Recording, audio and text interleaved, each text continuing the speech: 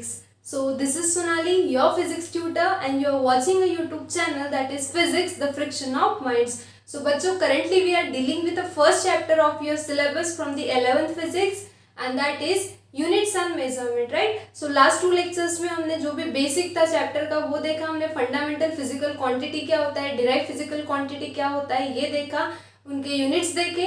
And the second lecture में हमने 2 supplementary physical quantities देखी थी, that is plane angle and solid angle. So I have given you the detail explanation regarding plane angle and solid angle. And अगर उस पर आपको अगर numerical पूछे जाते हैं तो how to deal with it we have seen in the last class. Okay, so now we are going to discuss the next and a very important point from this chapter, and that is dimensions and dimensional analysis. ठीक है, अब dimensional analysis के definition अगर मैं आपको direct यहाँ पे लिख के एक्सप्लेन कर दूँ तो आपको डायमेंशनल एनालिसिस कुछ भी समझ में नहीं आएगा. सबसे इजीएस्ट पॉइंट है ये चैप्टर का और सबसे इम्पॉर्टेंट पॉइंट है as far as your competitive exams are concern like CET, JEE, NEET and all. Okay, so dimensional analysis आपको बहुत अच्छे से प्रिपेयर करना है और सबसे इजीएस्ट और द सिंपलेस्ट टॉपिक है इस चैप्टर का. बस आपको इस पर्टिकुलर पॉइंट के साथ डील करने का एक स्किल जो है वो डेवलप्ड होना जरूरी है और वही स्किल आज के इस लेक्चर में हम आपका डेवलप करेंगे. ठीक है,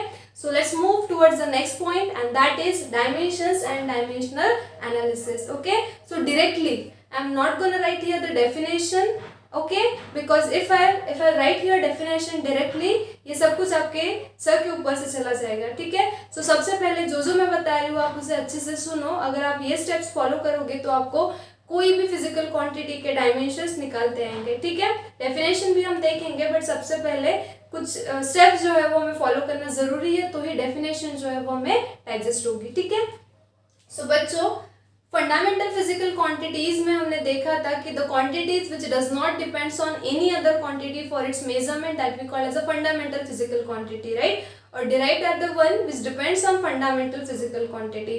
सो basically we are using the SI system, right. SI system हम यूज करते हैं मेजरमेंट्स के लिए, that is system international. According to the SI system there are 7 fundamental physical quantities, right. ये 7 fundamental physical quantities first class में हमने discuss की है.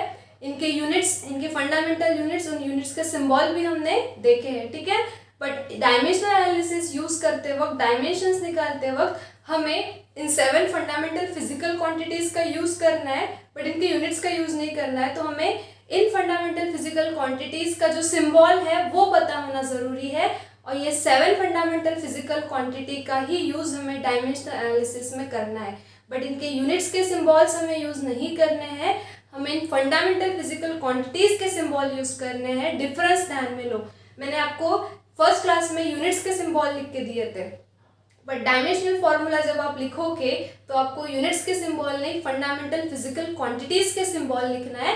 तो सबसे पहले वो सिंबल्स हम देख लेते हैं जिसे हमें यूज करना है. ठीक है, सो पहला है लेंथ, राइट. सो लेंथ का सिंबल आप यूज करोगे कैपिटल एल, मास का सिंबल आप यूज करोगे कैपिटल एम, टाइम का सिंबल आप यूज करोगे कैपिटल टी, टेम्परेचर का सिंबल आप यूज करोगे कैपिटल के, करंट के लिए will use the symbol capital I, for the luminous intensity we use the symbol capital C and for the amount of substance will use the symbol MOL. ठीक है, सो these are the symbols of 7 fundamental physical quantities. Okay, so you have to use these 7 symbols in your dimensional analysis. Okay, अब देखो simplest की हम simple से start करेंगे और simple से हम कॉम्प्लिकेटेड की ओर जाएंगे. ठीक है, सो सिंपल से स्टार्ट करते हैं. सपोज आपके पास कोई फंडामेंटल फिजिकल क्वांटिटी है, सपोज आपके पास है लेंथ. ऑब्वियसली लेंथ ये क्या है, फंडामेंटल रहो कोई भी रहो बट फिजिकल क्वांटिटी तो है. और कोई भी फिजिकल क्वांटिटी के डायमेंशंस कैसे निकालते हैं, डायमेंशंस मतलब क्या, ये सब कुछ हमें देखना है तो हम स्टेप वाइज देखते हैं. ठीक है, so suppose you have a length as your physical quantity and we know that it is a fundamental one, right. So मैंने पहले ही आपको कहा कि डायमेंशनल एनालिसिस में आपको यूनिट्स नहीं यूज करना है, आपको फिजिकल क्वांटिटीज के सिंबल्स यूज करना है, राइट. अगर मैं यूनिट का सिंबल यूज करूँ तो लेंथ का यूनिट है मीटर और उसका सिंबल है एम, सो मैं ये नहीं यूज करना है. ठीक है, तो इतना डिफरेंस आप समझ के लो जो मैं रिपीटेडली आपको बता रही हूँ. ठीक है, so length, now you know that for the length we use the symbol capital L, right, and the single length is there, so यहाँ पे पावर हम लिखेंगे 1. सो ये हो गया इसका डायमेंशनल फॉर्मूला. ठीक है, अब यहाँ पे कोई भी डायमेंशनल फॉर्मूला लिखते वक्त हम लेंथ, मास और टाइम, जो हम फंडामेंटल फिजिकल क्वांटिटीज, ये first 3 fundamental physical quantities length, mass and time, इनका यूज करके हम डायमेंशनल फॉर्मूला लिखते हैं। बट लेंथ में मास का इन्वॉल्वमेंट भी नहीं है, टाइम का इन्वॉल्वमेंट भी नहीं है करके इसको लिखते वक्त हम क्या लिखेंगे, MLT लिख देंगे। But you know that for the length it is 1 in length, but what about mass and time? There is no involvement, so it will be 0 in mass and it will be 0 in time, because you know that anything raised to power 0 1 ही होता है। so m raised to 0, t raised to 0 1 ही होगा, और 1 into ये फिर से आपको इतना मिलेगा, राइट। सो अब इस फिजिकल क्वांटिटी के, length is a physical quantity, if somebody ask me that what are the dimensions of this physical quantity, this is not a dimension, this is dimensional formula। इसे क्या कहा जाता है, इसे कहा जाता है dimensional formula। so this is dimensional formula। so what is dimension? so you can see here, यहाँ के पावर्स कितने हैं, this is 0, this is 1, this is 0 in what, mass, length and time। so this is called as a dimensions, okay, this is called as a dimension। second example हम लेते हैं, suppose we have a mass, okay, so for the mass we use the symbol capital M and it will be 1 in mass because single mass है हमारे पास, ठीक है। पर dimensional formula लिखते वक्त हम MLT के फॉर्म में लिखते हैं। और एक और इम्पॉर्टेंट चीज कि इन बीच में, MLT के बीच में आपको कोई कॉमा नहीं देना है, कोई फुल स्टॉप नहीं देना है, कोई डैश नहीं देनी है, ठीक है, ये ऐसे ही रहेगा। And this 3 terms are enclose in a square bracket. So you have to follow this 2 rules while writing dimensional formula, okay। what is that? you have to use MLT, first 3 fundamental physical quantity, after that you don't have to write anything in between this comma and all, okay। and the third important thing, you have to enclose this in a square bracket, okay। so remember this thing। now this is 1 in mass, so what about LNT? नहीं है इनका involvement, तो इसे हम कैसे लिखेंगे, MLT के form में, this will be 1 in mass, 0 in length, 0 in time। if so अगर किसी ने पूछा कि what are the dimensions of mass, तो यहाँ पे क्या आ जाएगा, 1 0 0 in what, MLT, okay। so these are the dimension of mass। if somebody asks me the dimension of time, ये बहुत सिंपल है और हमें सिंपल से ही कॉम्प्लिकेटेड की ओर जाना है, राइट। अब आप बोलोगे कि इतना सिंपल क्यों पढ़ा रहे हैं, अगर हमको सिंपल समझ में आता है तो ही कॉम्प्लिकेटेड चीज़ों के साथ हम डील कर सकेंगे, है ना। सो टाइम, सो यहाँ पे क्या आ जाएगा, 1 in time। So in terms of MLT how will write, MLT, okay। so there is no involvement of mass and length, so it will be 0 in mass, 0 in length, and this will be 1 in time। so what are the dimensions of time? it is 0 0 1 in MLT, okay। so this is the dimension। so अगर अब हमें कुछ ने पूछा what is the definition of this dimensions, dimension की अगर हमें definition पूछी जाए तो डायमेंशंस क्या हो गई, dimensions is nothing but the power. What is that, बहुत ये क्या है, ये डायमेंशंस मतलब क्या है, यहाँ के पावर्स हमने लिखे हैं। So it is the power to which concern fundamental units must be raised to obtain unit of given physical quantity,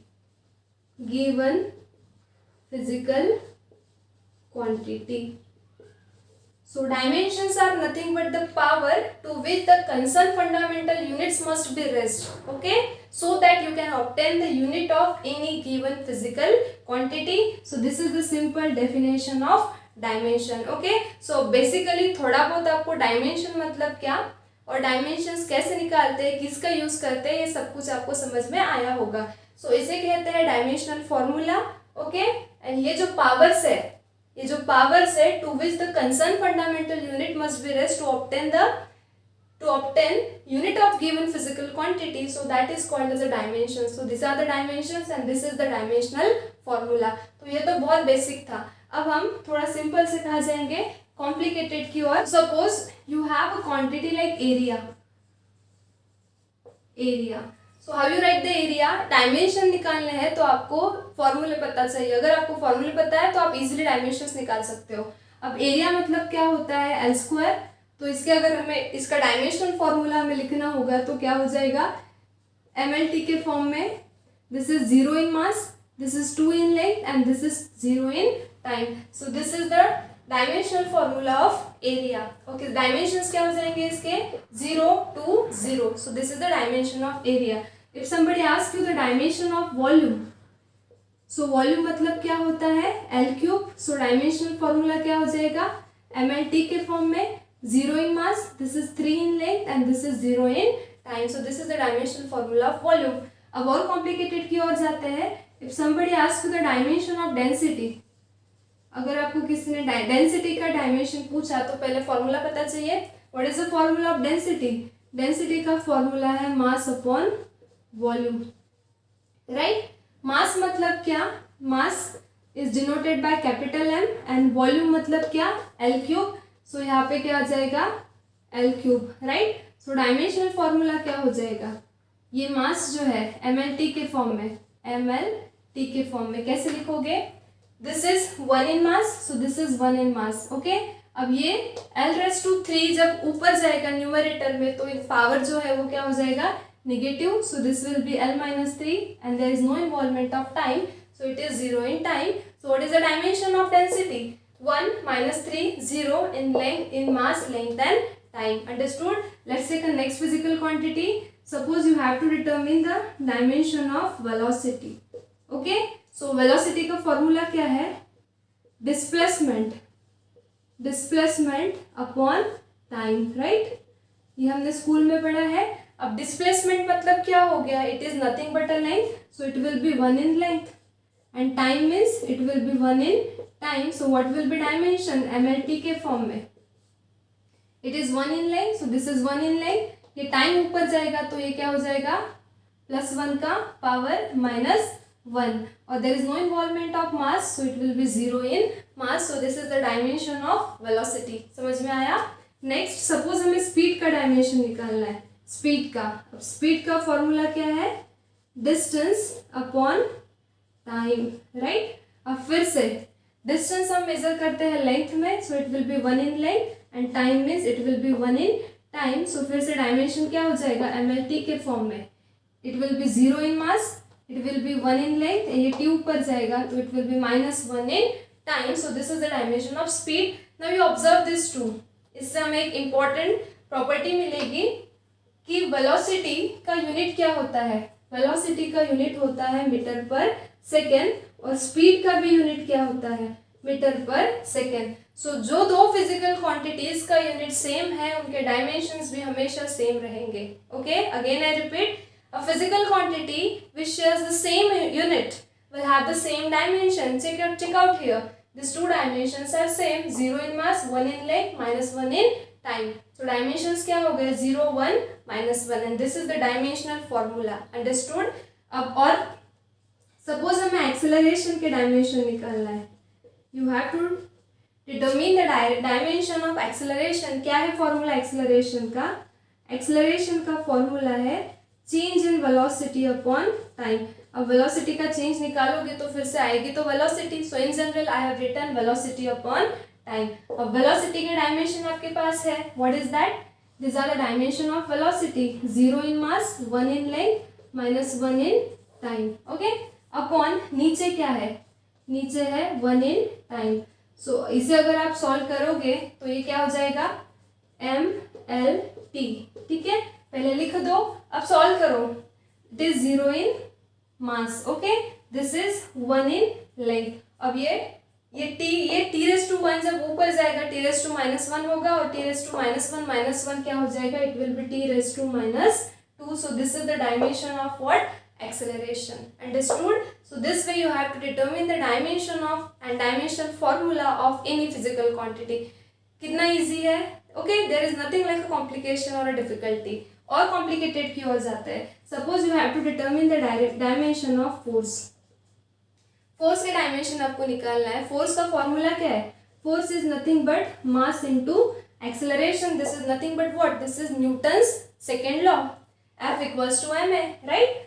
so M means what, M मतलब मास, सो मास के लिए आप क्या सिंबल यूज करोगे, capital M.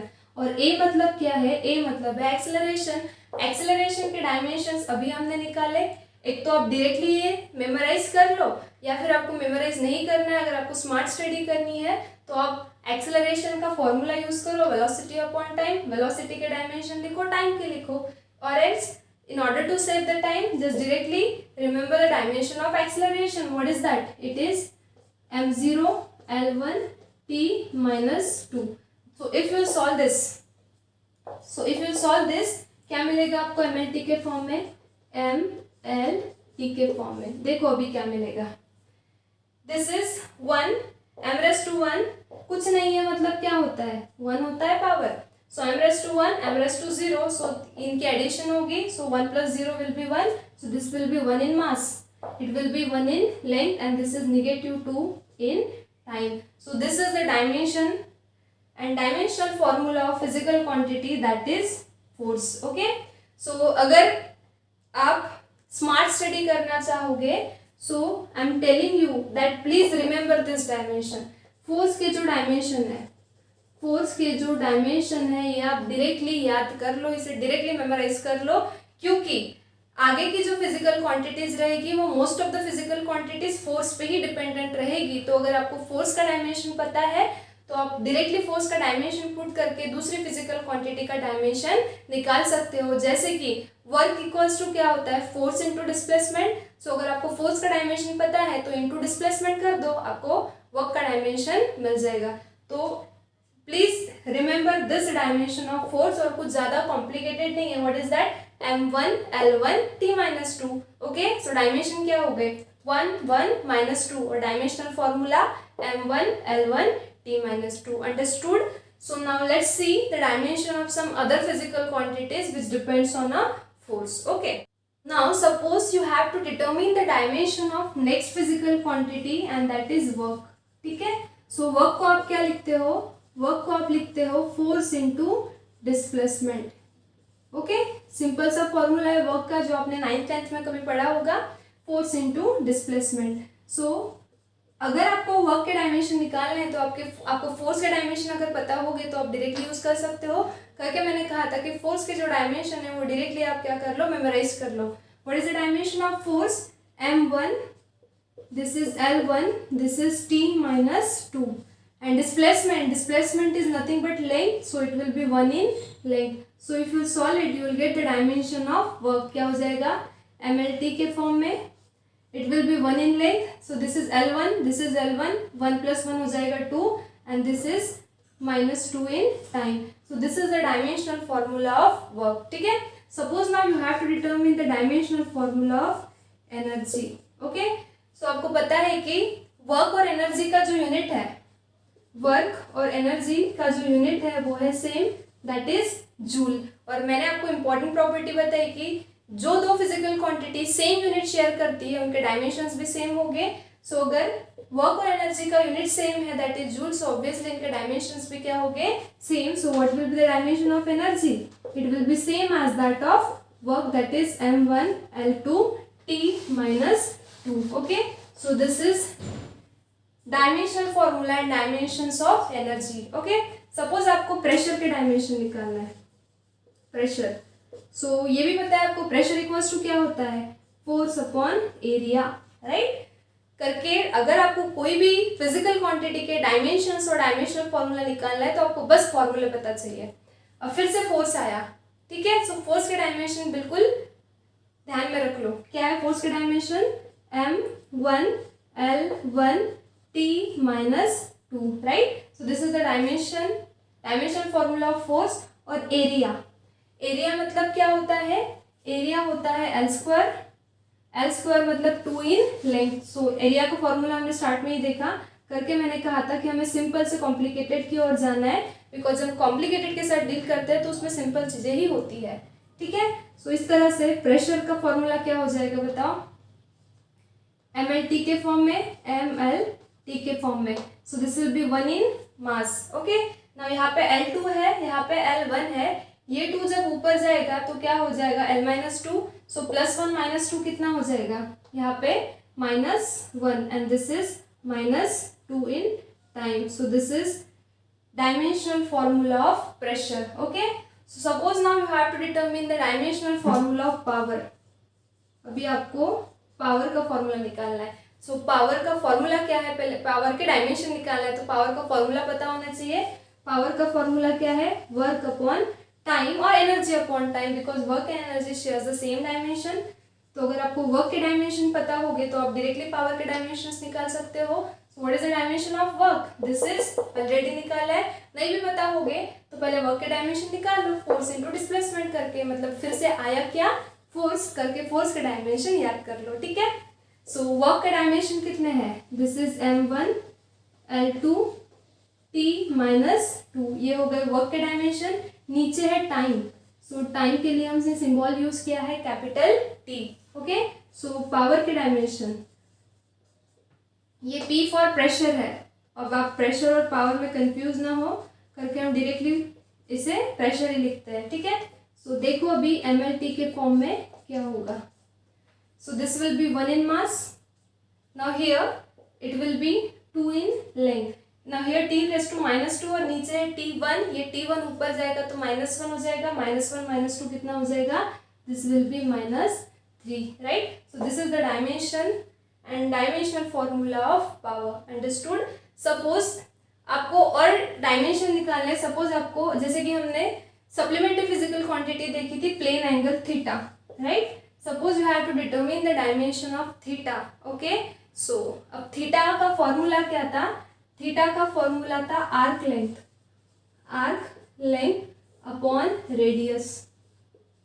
Arc length upon radius. अब arc length मतलब length है, so length is represented by capital L and नीचे रेडियस भी हम मीटर में मेजर करते हैं, मतलब ये भी लेंथ ही है, so it is again capital L.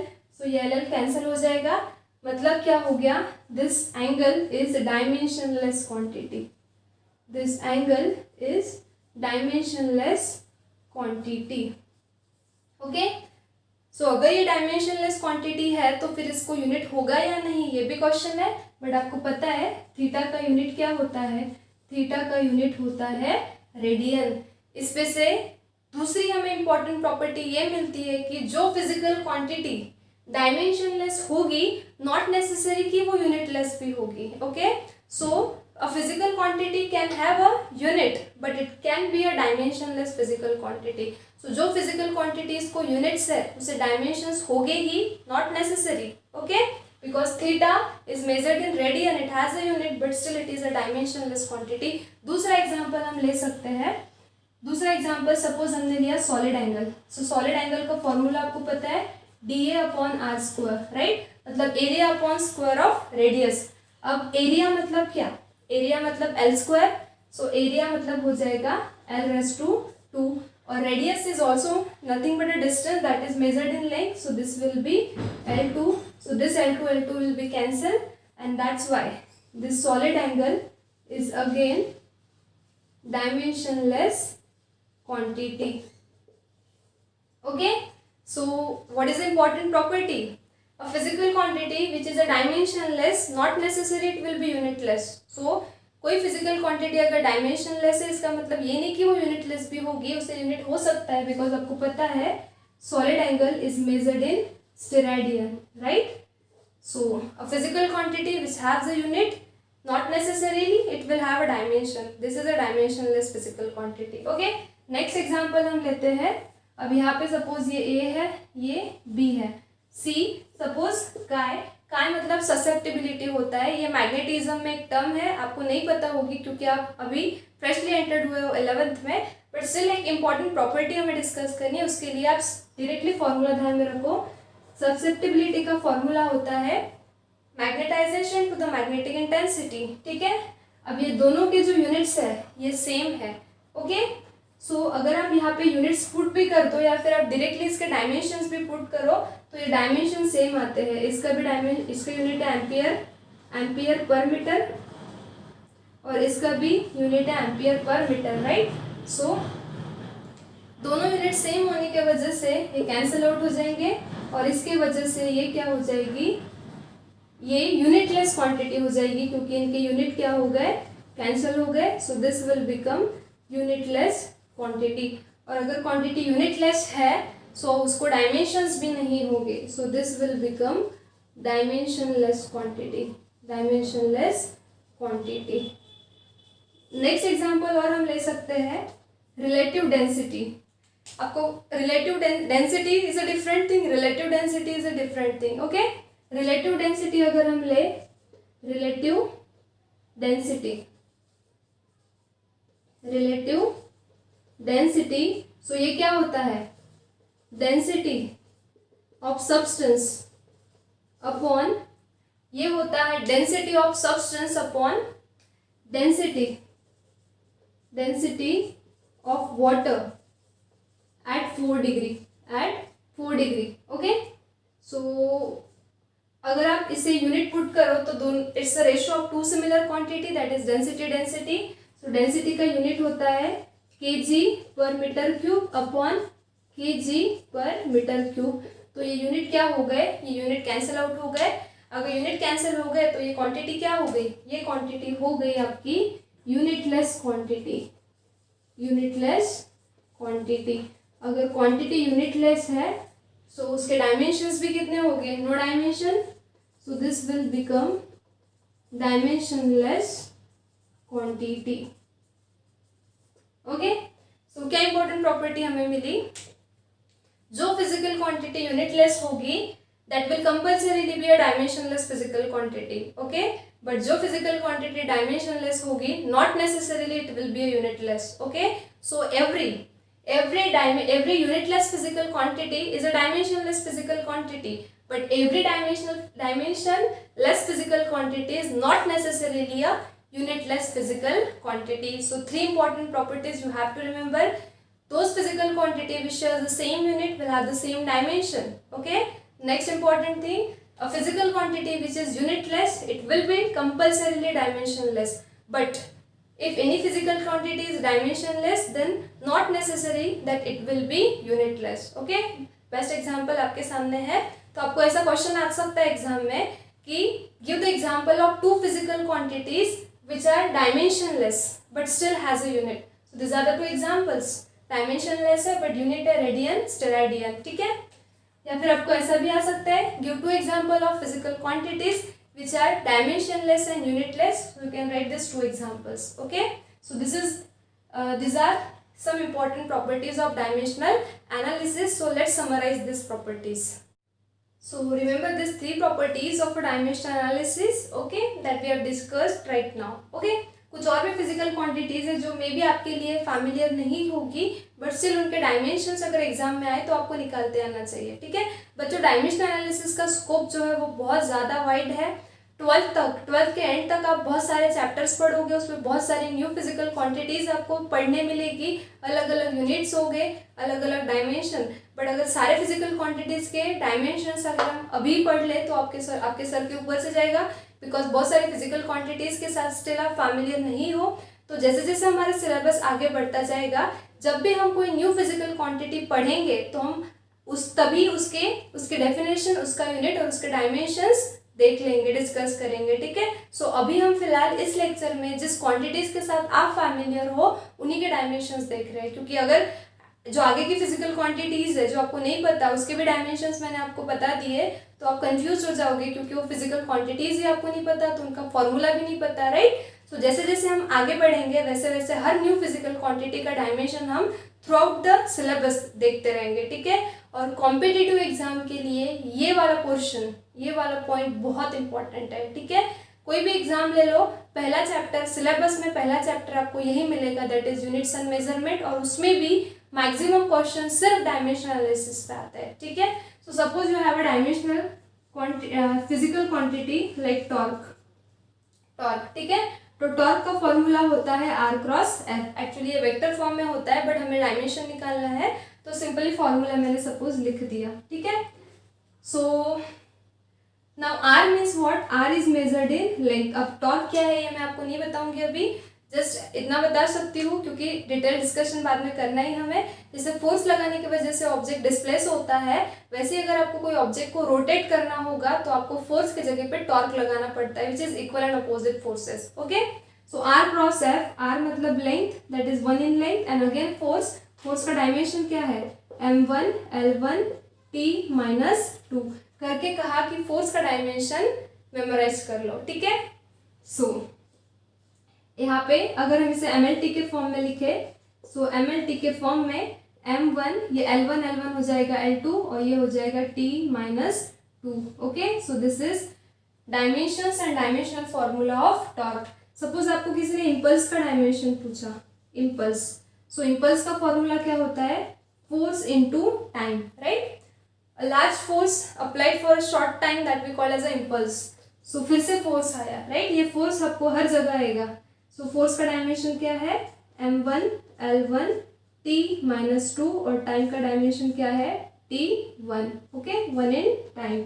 So impulse का डायमेंशन क्या मिलेगा आपको MLT के फॉर्म में mlt, 1 in mass, this will be 1 in length, -2 + 1 तो ये क्या हो जाएगा -1। Okay, so this is the dimension of impulse. So this way you can determine the dimension of any physical quantity if you know the formula. So formula is a tool.